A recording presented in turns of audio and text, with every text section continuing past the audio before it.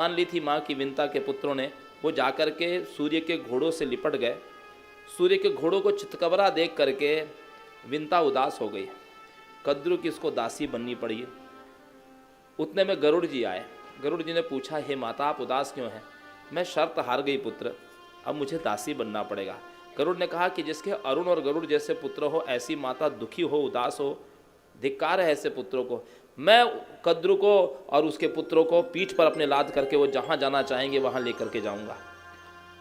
तो सबको लाद करके गरुड़ जी अपनी पीठ पर समुद्र के उस पार लेकर के गए। उन्होंने कद्रु से पूछा कि मेरी मां का दासत्व तो कैसे मुक्त हो सकता है? कद्रु ने कहा कि यदि तुम मुझे अमृत ला करके दे दो मेरे पुत्रों को और मुझे, तो तुम्हारी मां को मैं दासत्व से मुक्त कर दूंगी। गरुड़ जी गए और उन्होंने जाकर स्वर्ग में देवताओं के साथ युद्ध, अकेले युद्ध किया और अमृत छीन करके ले गया स्वर्ग से।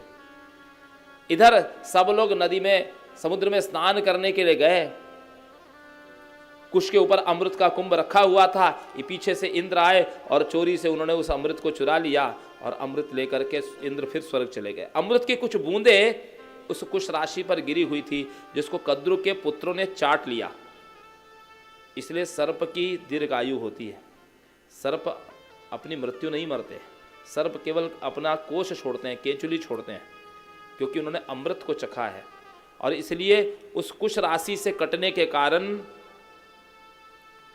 सर्पों की जिह्वा दो हो गई, बीच में से उनकी जिह्वा कट गई कुश के कारण। इसलिए हमारे यहाँ कर्मकांड में ब्राह्मण लोग भी जो दर्भ कुश आदि का प्रयोग करते हैं, उसको जल में और सामग्री जल में विसर्जित हो जाती है, लेकिन कुश को अग्नि में ही डाला जाता है, कुश को जलाया ही जाता है, कुश को फेंका नहीं जाता। आप भी जो पवित्री आदि श्राद्ध आदि में प्रयोग करते हैं, तर्पण आदि के लिए जो कुश का प्रयोग करते हैं, उसको अग्नि में ही जलाना चाहिए, उसको जल में विसर्जित नहीं करना चाहिए। तो माताओं सज्जनों, उत्तंग मुनि ने जब जन्मेजय को इस प्रकार प्रेरित किया, क्योंकि उत्तंग मुनि भी तक्षक के सताए हुए थे, तो राजा ने सर्पमेध यज्ञ आरंभ कर दिया। सर्पमेध यज्ञ में सर्प आ करके हवन कुंड में गिरने लगे।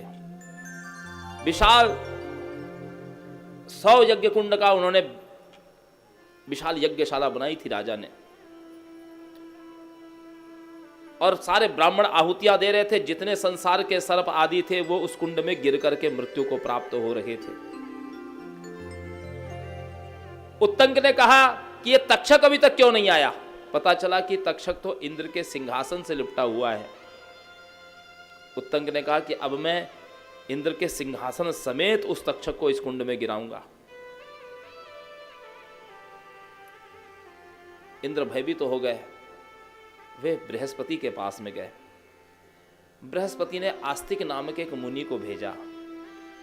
आस्तिक मुनि जब आए तो जन्मे उनकी पूजा की, ब्राह्मण को आया हुआ देख करके, और आस्तिक मुनि ने उनकी राजा की खूब प्रशंसा की, जिससे जन्मेजय प्रसन्न हो गए।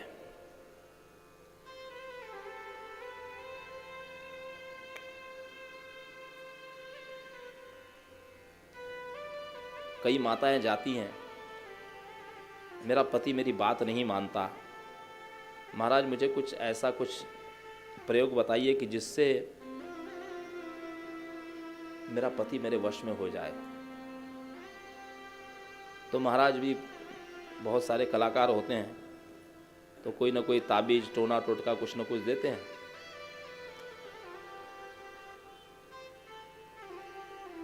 मेरे पास में भी एक है, बताऊंगा आपको, जानना चाहते हैं? पति नहीं, पूरा परिवार वश में हो सकता है इससे। बता दूं ना? सबको वश में ही करना है ना, हमको किसी के वश में नहीं होना है, सब हमारे वश में रहे, हर जगह हमारी चले, हम लोग यही चाहते हैं। बता ही देता हूं। तुलसी मीठे वचन ते सुख उपजत चहु ओर, वशीकरण यह मंत्र है तज दे वचन कठोर, तज दे वचन कठोर। मधुर वाणी, मीठे वचन बोलो, कठोर वचन का त्याग कर दो। ये वशीकरण मंत्र है, ये वशीकरण मंत्र है। सास बहू में झगड़ा बहुत होता था।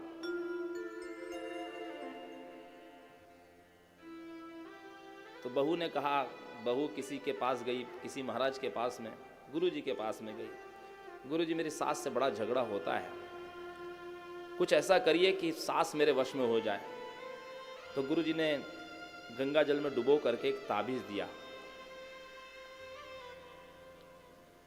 और कहा कि देख, जब तेरी सास तुझे कुछ बोले, ताना मारे या तेरे से झगड़ा करे, तो इस ताबीज को उठा करके मुख में रख लेना, दांतों से दबा लेना,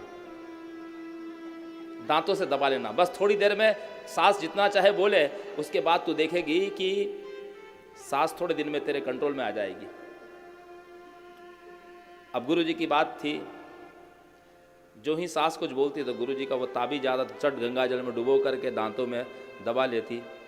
सास बोलती है, आजकल मैं बोलती हूँ तो ये जवाब नहीं देती है।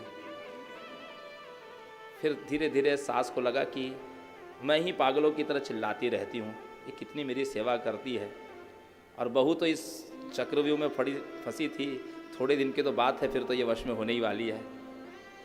और देखते देखते माताओं बहुत दिन बीते, सास ने उसको बोलना बंद कर दिया।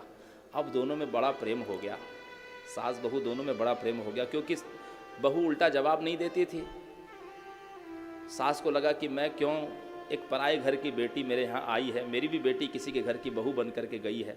अब सास को ये विचार होने लगा, धीरे धीरे बहू को अपनी बेटी के रूप में स्वीकार कर लिया और दोनों में झगड़ा क्लेश समाप्त हो गया। गुरुजी के पास में जब गए, गुरुजी ताबीज में आपने अद्भुत विभूति दी, चमत्कार दिया था।